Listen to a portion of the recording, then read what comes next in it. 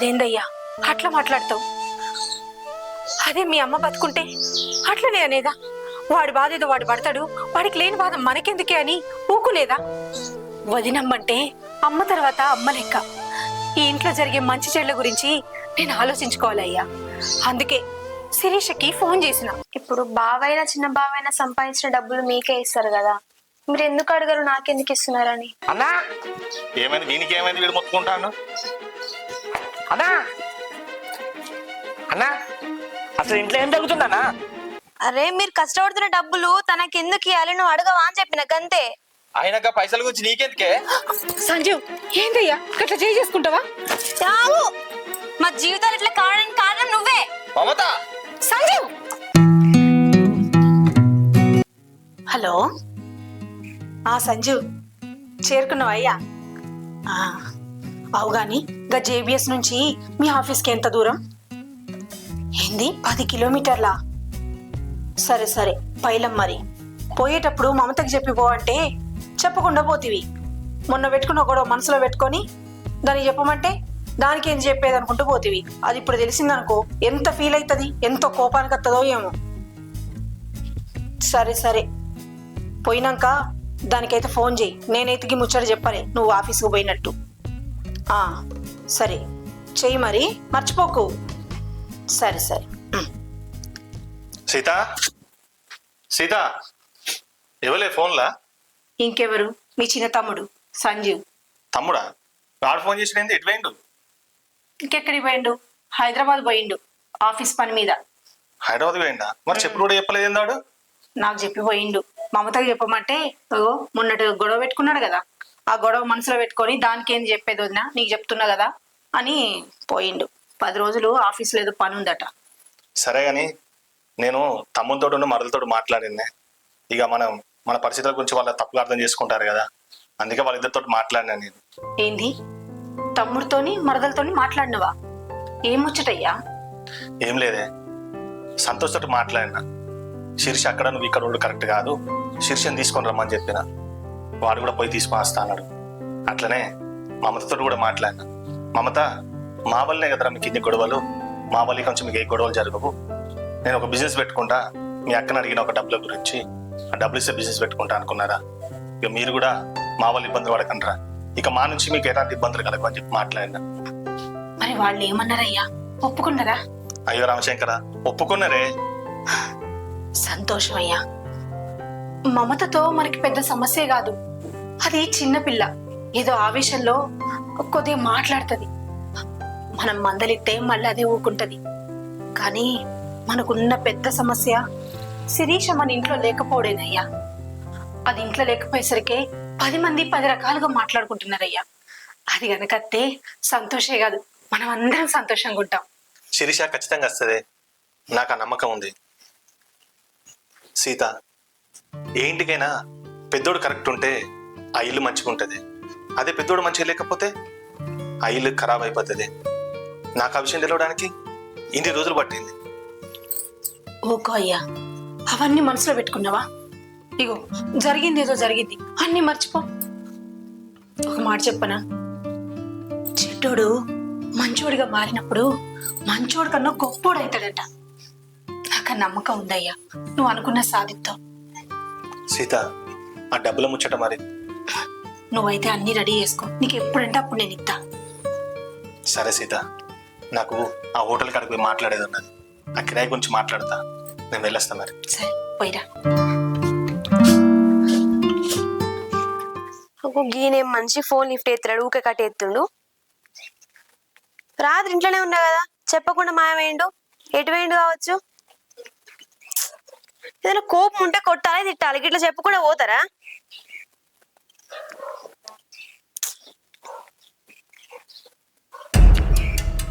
ఎందుకు కట్టి ఎత్తుండే ఏమో అస్సలు అర్థమైతలేదు.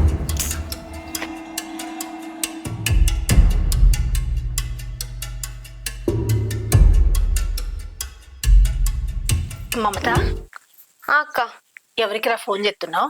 ఇంకెవరికి? మీ మడిదికే. అరే రాత్రి మంచిగా ఉన్నాడు అక్క, పొద్దున్న లేసే వరకు బ్యాగ్ లేదు, మనిషి లేడు. ఇక నేను ఏమనుకోవాలి ఆయనని? అది పోయేటప్పుడు నాకు చెప్పిపోయిండ్రా. మీకు చెప్పి నాకు చెప్పలేడా? అయ్యో అదేం లేదురా, పోయేటప్పుడు సంజీవ్ హడావుడిలో ఉండే నేను లేపుడెందుకని నాకు చెప్పిపోయిండు. అంటే రాత్రి ఆఫీస్ నుంచి ఫోన్ వచ్చిందట, ఆఫీస్కి అర్జెంటుగా రమ్మన్నారట, ఒక 10-12 రోజులు పడుతుందట.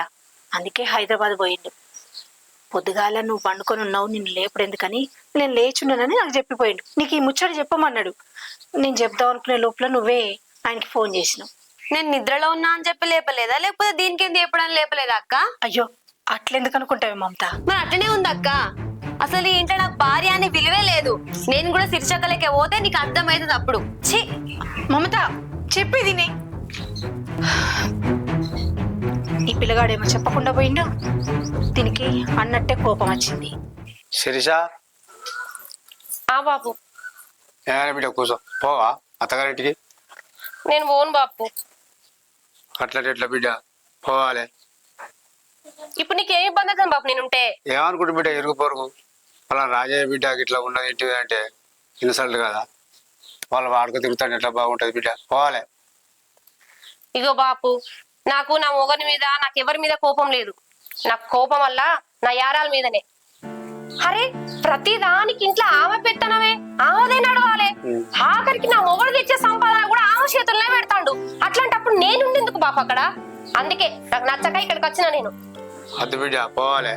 సంసారం ఉన్నాక ఎన్నో వస్తాయి, బావతోటి అక్కతోటి ఎన్నో గొడవలు వస్తాయి. మేము కట్టే గొడవలు పెట్టుకోము, కూడా ఉండలేదు పోలేదా మీ అమ్మ? నువ్వు కట్టే పోవాలి బిడ్డ. ఇగో నీకేం తెలియదు బాపు, ప్రతి దానికి ఆమె పెత్తనమే అయితే మరి నేనుండేందుకు బాపు అక్కడ? బిడ్డ పోవాలి. మరి అనుకుంటా నాకు నా బిడ్డ ఇంటికి ఉందంటే నాకు మాట వస్తుంది కానీ మా బిడ్డ పోవాలి. నువ్వు పోతే నాకు మంచి పేరు ఉంటుంది, నీకు మంచి పేరు ఉంటుంది. నేను పోను బాపు. పోవాలి బిడ్డ, కట్టట ఎట్లా పోవా? పోవాలి. ఇంటికి వచ్చుడేమో నాకు నచ్చది. మా పెద్దనేమో కావాలని పట్టి దాన్ని తీసుకురా అని చెప్పేసి చెప్తాడు. దీ ఇంటికి పోతే ఎంత నొల్లి తయారు చేస్తుందో ఏమో, ఏం చేయాలి అర్థమవుతలేదు. పోడు తప్పదు కదా మరి. శిర్ష, ఓ శిర్ష ఉన్నవాయే? శిర్ష ఉన్నవాయే? ఏంది, ఎందుకు వచ్చినావు? ఇంటికి పంపన్నాడు. ఇల్లు ఎక్కడిది? ఇల్లు నేను రాను. అరే ఇల్లు మా ఇంటికి పంపాయి నడువే. నేను రానంటే అర్థమవుతుందా నీకు? నేను తీసుకుపోయినా నాకు కూడా ఇష్టం లేదు, కానీ మా అన్న బాధిన తీసుకురమ్మని చెప్పారు. దా ఆ, నాకు తెలుసు. వాళ్ళు చెప్తేనే నువ్వు వచ్చిన వాళ్ళ విషయం నాకు తెలుసు. వాళ్ళు ఏది చెప్తా నువ్వు అది చేస్తావు. వాళ్ళు చావమన్నా నువ్వు చస్తావు. నాకు తెలియదా నీ గురించి? వాళ్ళ మాట వినకపోతే వాళ్ళ మాట వింటారే. అయితే విను, నేను రాను. వాళ్ళ మాట విని వాళ్ళతోనే మంచిగా ఉండిపో. నేనెందుకు మరి? నడివే ఇంటికి పంపన్నాడు. ఇగో నేను రావాలంటే ఒక కండిషన్. ఏంటి చెప్పు. ఆ ఇంట్లో పెత్తనం నాకు ఇత్తనే అంత. ఆ ముచ్చట మరి అక్కడ పోయి మాట్లాడితే తెలుస్తాయి, కానీ నువ్వు ఇక్కడ పోయి నుండి రాకుంటుండి ఆ పెద్దతనం కావాలంటే ఎవరు ఇస్తారు చెప్పు. ఇదే మాట మీద ఇంటికి పోయినకుంటావా మరి? అవుంటప్ప మాట్లాడదాం పానా పోయి. సరే నిన్ను నమ్మేస్తానా చెప్తున్నా. నాడు బట్ట చదువుకోపోన్నాడు. సరే నానా ఉన్నాడా మామ? ఉన్నాడు ఇంట్లోనే, ఇన్నే ఉండే. సరే పిలువు చెప్పిపోదాం. నానా పొలం కాడికి ఇట్లా పోయినట్టున్నాడు కదా.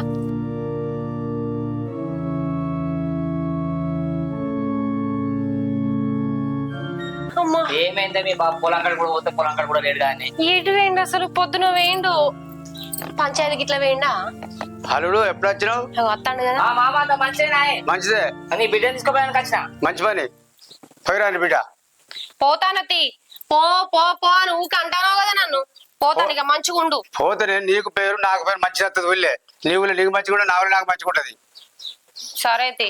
సరేనే బట్ట చదువుకోపో పోదాం. సరే ఇగోనే ఇప్పుడైతే నొల్లికి ఇట్లా ఏం పెట్టుకోకు, తర్వాత మాట్లాడు సరేనా? నీకు ఏం తెలియదు కానీ రా. నువ్వు ఏదో తెలిసినట్టు మాట్లాడతాను. ఏమో ఏమో ఏం జరుగుతుందో ఏమో. శిరీష్ వచ్చినట్టుంది కదా? అవును కదా. లేహమైతే వచ్చింది. మంచిగున్నావా శిరీష? బ్యాగ్ ఇటీ. నా బ్యాగు నాకేం బరువు కాదు. నా మొగుడు ఉన్నాడు, అది పట్టుకోవడానికి. పట్టుకో. అయ్యో గట్లా మాట్లాడుతున్నావేంది? నీకు ఇంకా కోపం తగ్గినట్టుంది. ఎందుకు తగ్గుతుంది? నేను ఇంట్లోకి వెళ్ళి వేయింది కోపంతోనే, ప్రేమతోను ఓలే. సరే ఎండన పడి వచ్చినావు కదా, అన్నం తిందుదా? ఏమొద్దు నాకు. ఇక్కడ పెడతారో పెట్టారో అని మా ఇంటికాడ తినొచ్చిన. అదేంది శిరీష, లొల్లి పెట్టుకోవాలని చూస్తున్నట్టుంది. ఎండను పడి వచ్చినావు కదా, అంత తిక్క తిక్కగా ఉన్నట్టుంది. పోయి రెస్ట్ తీసుకోపో. నేను ఇంకా 10 గంటలు పడుకున్నా ఇట్లనే మాట్లాడతా. అట్లుంటది ఈ ఇంట్లోకి అత్తే. నువ్వు చెప్పలే వదినే, పూట పూట నుండి తయారు చేద్దాని నందు అప్పు తీసుకురానా అని చెప్పిన. అగో అట్లాంటివేంది పిల్లగా, పెళ్ళని లొల్లి పెట్టుకుంటాందని పుట్టింట్లోనే ఉంచుతావా? ఎట్లనో అట్లా చేసి నచ్చ చెప్పి ఇంట్లోనే ఉంచుకోవాలి గాని. ఏమో వదినే, ఇక నీకే తెలుస్తుంది. నేను వడ్లు కాంట జోకించాను పోతున్నా వదినే. అగో ఎటు పోతున్నావయ్యా? పని ఎప్పుడు ఉండేదేనాయి, అది చాలా రోజుల తర్వాత ఇంటికి వచ్చింది. దాంతో కూర్చొని కొద్దిసేపు మాట్లాడరాదు? మాట్లాడితే దాని తలకి నొప్పి అవుతుంది వదినే. అగో. నేను పోతాం మరి, వడ్ల కాంటకు లేట్ అవుతాను. ఏందో ఏం. ఇగో మమత, అది అసలే కోపంతో ఉన్నది. దాంతో ఎక్కువ తక్కువ మాట్లాడకు. ఆ? నేనెందుకు మాట్లాడతా? నాకేం అవసరం? ఆవేమన్నా నా సొంత అక్క, నాకు కూర్చొని ముచ్చట్లు పెట్టడానికి. అగో ఇప్పుడు నేను ఏమన్నానే అంత కోపానికి వస్తున్నావు? అయ్యో, ఈ జూతే ఇట్లా, ఆ జూతే అట్లా, ఇద్దరు నా ప్రాణానికే అయ్యారు. ఎట్లా మేము ఇదతోటి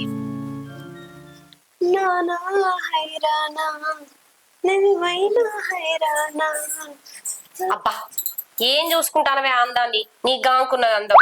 ఏంటి అక్క? ఏం లేదు, నిన్నొకటి అడగాలి. ఇట్రా. కాకు ఏమైందక్క గట్ల గుంజుకొత్తాను?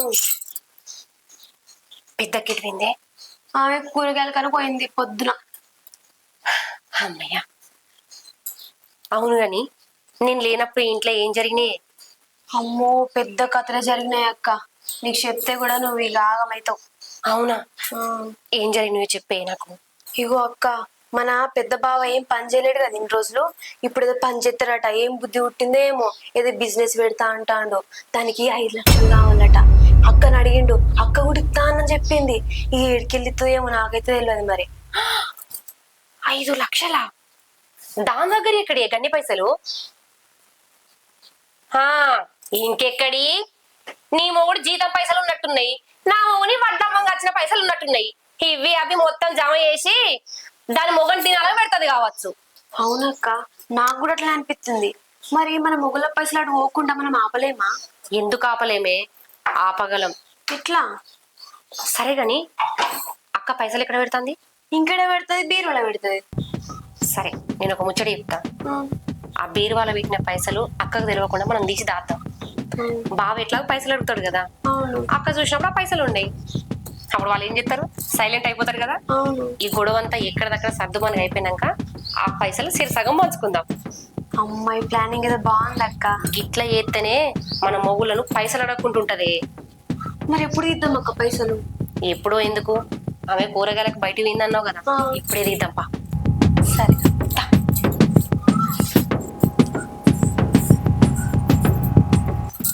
ఇదే అక్క.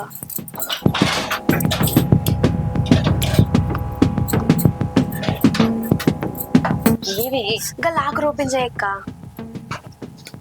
తాళమైంది దీనికే పెట్టింది. చూసినావా అక్క, నా మీద అంత నమ్మకం. నాకు ఇట్లా దొంగ బుద్ధులు లేవు కదా అక్క. అంటే ఏంది? నాకున్నాయనా? చిచి నిన్నంట్లేనక్క, నేను అసలు దాని కాదు అంటన్నా. నీ సంగతి తర్వాత చెప్తా.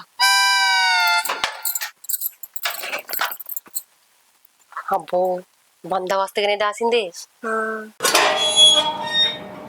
అక్క ఎవరు వచ్చినట్టున్నారు అక్క. అక్క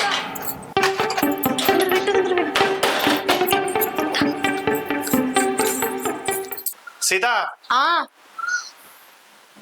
పోయిన పని ఏమైందండి? దేవుని దగ్గర అంత మంచి అయింది. ఇక చికెన్ కు మటన్ కి ఆర్డర్ ఇవ్వాలి. ఆ గంజులు కూడా అన్ని తీసుకొచ్చారు. వర్కర్లు కూడా అందరు మంచిగా మాట్లాడారు. అన్ని విధాలుగా అయింది. పైసలు అయితే తీసుకపోతానే, కొన్ని అడ్వాన్స్ ఇచ్చేటివి ఉన్నాయి. ఉండండి, ఇప్పుడే తీసుకొస్తా.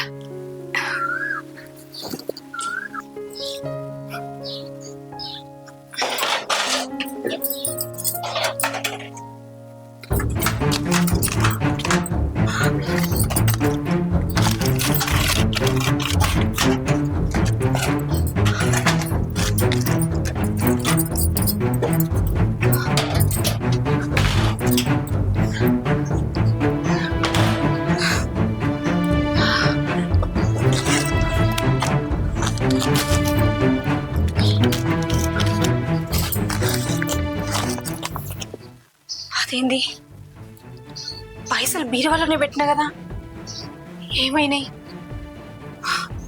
సీత ఏమైందే? అత్తున్నా.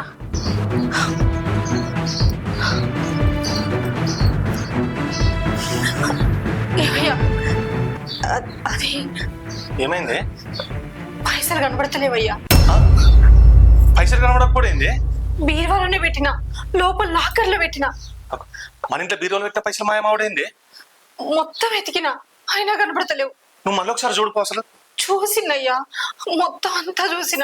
అసలు బీరువాలో పెట్టినా ఇంకెక్కడ పెట్టినావా? అసలు నిదానంగా చూడు. బీరువాలోనే పెట్టినా.